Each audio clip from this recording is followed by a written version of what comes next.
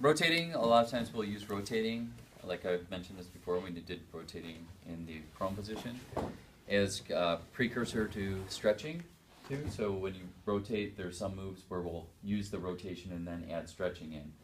But for now, these are just more rotations without a whole lot of stretching involved.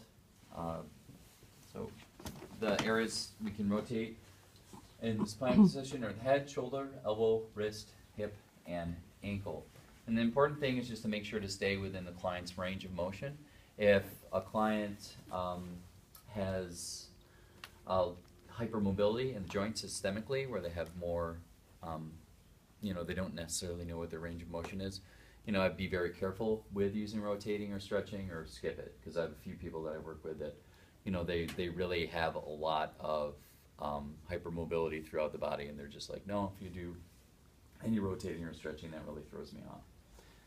Okay, so the first we have, I don't know if you did this in the supine routine, I'm assuming that you did, is rotating the head in a figure 8 position. Mm-hmm. So if someone has a neck issue, like someone has a herniated disc or someone's had neck, surgery on the spine, I would just completely avoid doing this.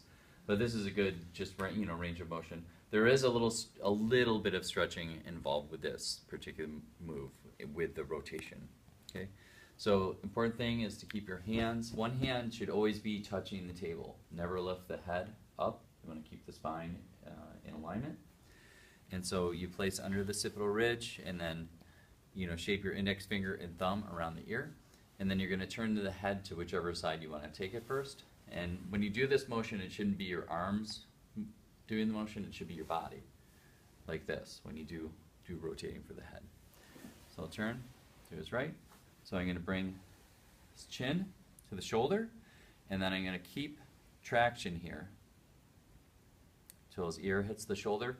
Now I'm feeling a little restriction, so now I'm just going to let the head roll back the other way. Chin and the shoulder, and ear. Not as much restriction on this side. Just bring it back. And if someone has vertigo or Meniere's disease, I'd avoid this move as well. Okay. That's what it looks like. You don't want to do too fast. So when you get to the side here, so you apply a little traction and you hold the traction, that's how you get slight stretch with this rotation. Okay. Next rotation. You do both sides. And for this one, you're going to be moving your body up and down to move the client's head for rotating. You're going to slide your one arm, it doesn't matter, it depends which way you want to rotate. So you lift the head, slide one arm under, place it on the client's shoulder, that's your leverage point. And then with the other hand, you're just going to guide the head. Like this. So as I'm going uphill here, see I'm pushing the head. As I'm going down, I would just let it roll. And this is all done just with your body weight. Very easy to do.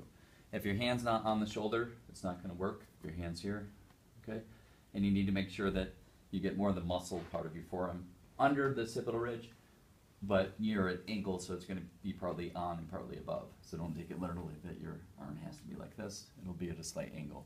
And then if you want to do the other side, you just switch. So you can go both directions on either side. Okay, it's pretty easy to do. So that's rotating. And then next, rotating the shoulder. So when you rotate the shoulder, here we're not going to incorporate a stretch. This is just for rotating and joint mobility.